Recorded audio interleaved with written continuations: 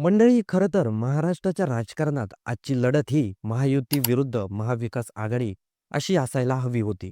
पण प्रत्यक्षात विशेषतः स्थानिक स्वराज्य संस्थेच्या निवडणुकीमध्ये चित्र पूर्णपणे वेगळं दिसलं. विरोधकांशी लढण्याऐवजी महायुतीलाच पक्ष एकामेकावर पाहायला मिळाले. राज्यात सत्तेत एकत्र असलेले भाजप, शिंदेंची शिवसेना आणि अजित पवारांची राष्ट्रवादी काँग्रेस हे पक्ष अनेक ठिकाणी थेट एकामेकाविरोधात निवडणूक लढवत होते. कुठे शिवसेना विरुद्ध भाजप, कुठे शिवसेना विरुद्ध राष्ट्रवादी, तर काही ठिकाणी शिवसेना आणि राष्ट्रवादी एकत्र येऊन भाजप विरोधात उभे राहिले. म्हणजे राज्य पातळीवरील मैत्री, पण स्थानिक पातळीवर थेट शत्रुता. असं विचित्र राजकारण या निवडणुकीत दिसून आलं. या सगळ्यात रायगड जिल्हा हा विशेष संघर्षाचा केंद्रबिंदू ठरला. रायगडमध्ये राष्ट्रवादी काँग्रेस आणि शिंदेची शिवसेना यांच्यातील संघर्ष इतका तीव्र झाला आहे की त्याचे पडसाद थेट मंत्रालयापर्यंत पोहोचले आहे. एकीकडे शिंदेच्या शिवसेनेचे आमदार भरत गोगावले, महेंद्र दळवी, तर दुसरीकडे राष्ट्रवादी काँग्रेसचे प्रदेश अध्यक्ष सुनील तटकरे असा हा थेट सामना आहे.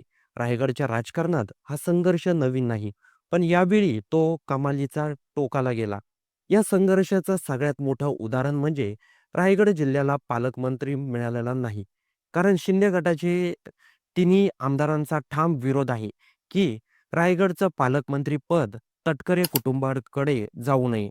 सुनील तटकरे यांची कन्या आदिती तटकरे या सध्या मंत्री आहेत. तर दुसरीकडं भरत गोगावले हे देखील मंत्री आहेत. म्हणजे एकाच जिल्ह्यात एकाच सत्तेत असतानाही सत्तेचा संघर्ष इतका टोकाचा आहे की प्रशासन ठप्प झाला आहे. हिवाळी अधिवेशनात एक मोठा वाद पेटला.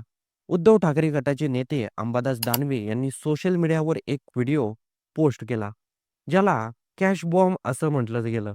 या व्हिडिओमध्ये शिंदे गटाचे आमदार महेंद्र दळवी यांचा व्हिडिओ कॉल, नोटची बंडल आणि एक लाल टी शर्ट घातलेला अपष्ट व्यक्ती दिसत होता.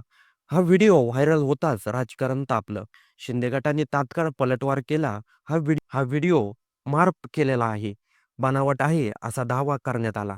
पण त्याहून गंभीर आरोप म्हणजे ही क्लिप राष्ट्रवादी काँग्रेसचे प्रदेश अध्यक्ष सुनील तटकरे यांनीच अंबादास दानवे यांना पाठवली असा थेट आरोप शिंदे गटाकडून करण्यात आला. हा मुद्दा फक्त व्हिडिओ पुरता मर्यादित राहिला नाही. यावरून स्पष्ट दिसत आहे की शिंदे गटाचे आमदार सुनील तटकरे यांच्यावर नाराज आहे. कारण त्यांचा अंदाज आहे की त्यांनीच व्हिडिओ अंबादास दानवे यांना पाठवला आहे. कारण सुनील तटकरे आणि भरत गोगावले, महेंद्र दळवी हे एकमेकांचे कट्टर विरोधक आहे. जरी महायुतीमध्ये एकत्र सत्तेत असले तरी देखील एकमेकावर अधूनमधून आरोप ते करत असतात. याआधी देखील जेव्हा पालकमंत्रीपद आदिती तटकरे यांना द्यायचं होतं, तेव्हा देखील भरत गोगावले यांनी विरोध दर्शवला आणि पालकमंत्री पद हे मलाच पाहिजे असा आग्रह धरला. त्यावरून देखील त्यांचा वाद झाला आणि या सगळ्या घडामोडींमध्ये महायुतीतील तणाव वाढतोय हे लक्षात येताच उपमुख्यमंत्री अजित पवार यांनी हस्तक्षेप केला आणि अलीकडेच भरत गोगावले, मंत्री उदय सामंत आणि अजित पवार यांची बैठक झाल्याची माहिती समोर आली आहे. या बैठकीत स्पष्टपणे सांगण्यात आलं की राष्ट्रवादी शिवसेनेमधील संघर्ष आता थांबवायला हवा. रायगडसारख्या जिल्ह्यात अंतर्गत वादामुळे प्रशासन, विकास कामं आणि जनतेचे प्रश्न बाजूला पडत आहे, याची जाणीव अजित पवारांनी करून दिली.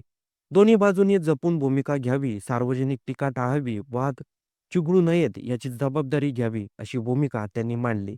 या बैठकीनंतर अजित पवारांनी मंत्री आदिती तटकरे यांच्याशी संवाद साधला.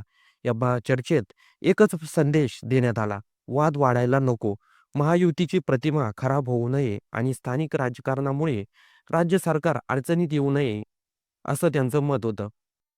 मंडळी, एकूण पाहिलं तर रायगडचा हा संघर्ष केवळ जिल्ह्यापुरता राहिलेला नाही, तर तो महायुतीवर प्रश्नचिन्ह निर्माण करणारा ठरत आहे.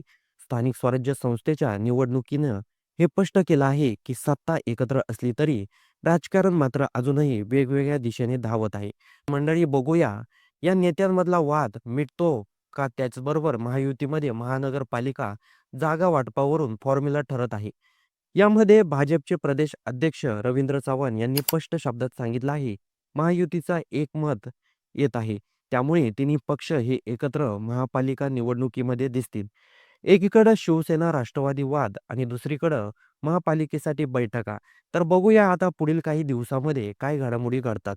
त्याचबरोबर आपलं काही या संपूर्ण राजकारणाच्या भूमिकेबद्दल आपलं काही मत असेल तर ते कमेंट बॉक्समध्ये नक्की नोंदवा आणि व्हिडिओ आवडला असेल तर सर्वात आधी चॅनलला सबस्क्राईब नक्की करून जा.